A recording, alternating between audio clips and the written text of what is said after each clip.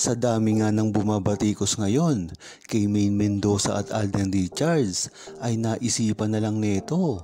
Itago na lang kung ano talaga ang tunay na nararamdaman nila sa isa't isa at sa tunay na relasyon nila. Pagkatapos nito, maintriga si Maine Mendoza at idamay pa sa politiko. Paggamit mismo daw ni Maine Mendoza ang pondo ng gobyerno para magbakasyon. Ngunit alam ng buong Aldab Nation na hindi pwedeng gamitin ni Maine Mendoza ito dahil ito ay napakayaman na at hindi kailangan na gumamit at manghingi ng pondo sa gobyerno. Ganun na rin si Alden Richards. Napakaraming ang bumabatikos ngayon kay Alden Richards patungkol din kay Maine Mendoza. Kaya mas maganda na hindi muna sila magsalita at mas maganda na maghinay-hinay lang muna sila sa pagsasalita dahil kahit gaano katotoo ang sasabihin nila ay tila mababash pa rin sila nito dahil nga sa panahon ngayon na napakaraming bashers ni Maine Mendoza at Alden Richards, lalong-lalo na sa mga network war na nangyayari ay talagang damay rin si Alden Richards at Maine Mendoza dahil sa GMA si Alden Richards at sa TV5 naman si Maine Mendoza. Kaya marami dito ang isi-set up sila sa isa't isa para mag-away-away ang buong fandom at ang buong Aldab Nation dahil alam naman natin na kinakatakutan nila ang fandom dahil napakalaki nga naman talaga ng Aldab Nation. Inaasahan na nga ng buong TVADN ang nangyari nitong mga nakaraang linggo tungkol kay Maine Mendoza at Alden Richards, kaya tila nakahanda na sila sa mga masamang balita na ipinalabas sa mga social media at TV. Ngunit ang mahalaga sa buong TVADN ay hindi pa rin nakakalimot si Alden Richards at Maine Mendoza sa pag-aalaga sa kanilang pamilya. Yun kay Judith, sa dami ng pambabatikos na ginawa ngayon kay Alden Richards at Maine Mendoza nitong mga nakaraang buwan ay mabuti na lang hindi pa rin nila nagagawang talikuran ang kanilang pamilya. Dahil dito, masaya pa rin ang buong Aldab Nation dahil sa kabila ng mga pambatikos kay Maine Mendoza at Alden Richards ay nagagawa pa rin nila ito nang walang problema.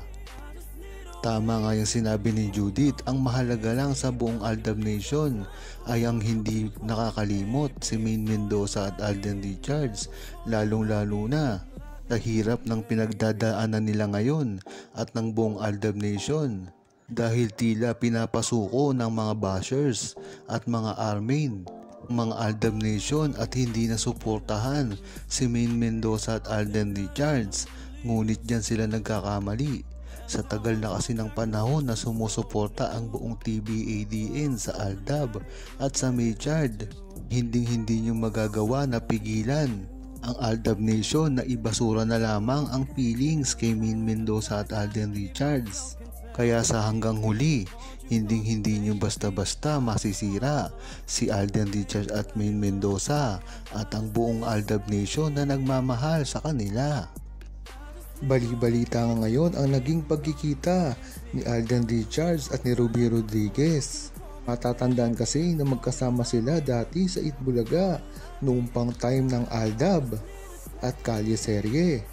Maugong din nang magkita si Alden Richards at si Ruby. Tila iniyakan ni Alden Richards. Ito ang tanong ni Mami Helen, bakit nag-iyakan si Ruby at Alden nang magkita sa LA? Namumugto daw ang mata ni Alden. Kasi na ikwento niya sa nanay-nanayan niya yung ginawa ng TVJ sa pagsira sa pagsasama nila ni M bilang mag-asawa. Ngunit ito ay point of view lamang ni Mami Helen. Pagpapatuloy pa ni Anita Cruz, meron din yatang bad experience si Ruby sa TVJ. Nag-exchange note yung dalawa. Matatandaan kasi naging issue ang pag-alis ni Ruby Rodriguez sa Itbulaga noon pa man at matatandaan ito ang sunod-sunod na pag-alis. Mga katrabaho nila katulad ni Pia Guanyo, ni Jimmy Santos at ng iba pa.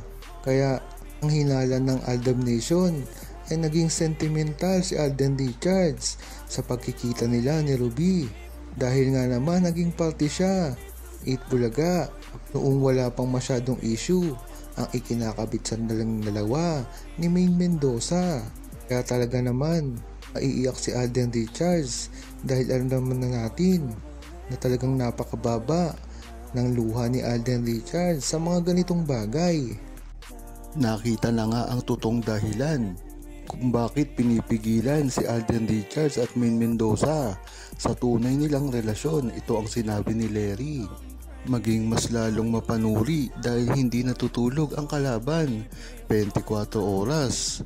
Huwag kalimutang nasa ADN-TB-ADN ang manibela. Yan nga ay pagkatapos na sabihin kung ano talaga ang totoong dahilan kung bakit takot na takot sila ibunyag ang tunang relasyon ni at Alden. Ito ang sabi ni Blue Jay, ginawa ang sarswela hindi dahil ayaw nila sa mag-asawa. Ang totoong rason ay takot sila sa fandom. Yan na nga ang dahilan dahil alam natin na napakalakas ng buong Aldab Nation. Ito ay pinatunayan na kayang-kayang magpa-trending sa Twitter ng Aldab Nation kahit anong oras at kahit kailan ang gusto nila. Dagdag pa, ang mga bigating network na dating magkakompetensya ay nagsanib-sanib puwersa na dahil nakikita nila sa kauna-unahang pagkakataon ay kayang gawin ng fandom. Naagaw na kasi ng fandom ang manibela mula sa kanila. Totoo nga yung sinabi ni Blue Jay dahil kahit pagsamasamahin pa ang malalaking network ay hindi kayang-kaya napataubin ang TB-ADN at ang ADN. Dahil pag gumawa ng hakbang ang TB-ADN ay talaga namang trending sa social media. Kaya kung mapapansin nyo ay napakarami ng kalaban ng Aldab Nation. Kahit sa politika, sa mga network, mga fandom ng iba't ibang artista. Talaga ang ipinagmamalaki ng Aldab Nation na kahit magsama-sama pa silang lahat ay hindi kaya nyo napataubin original na TB-ADN.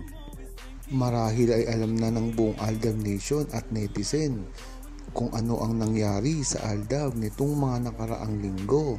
Ngunit isa sa insider ang nagsabi na hindi raw apektado si Alden Richards at Maine Mendoza sa mga balitang ito.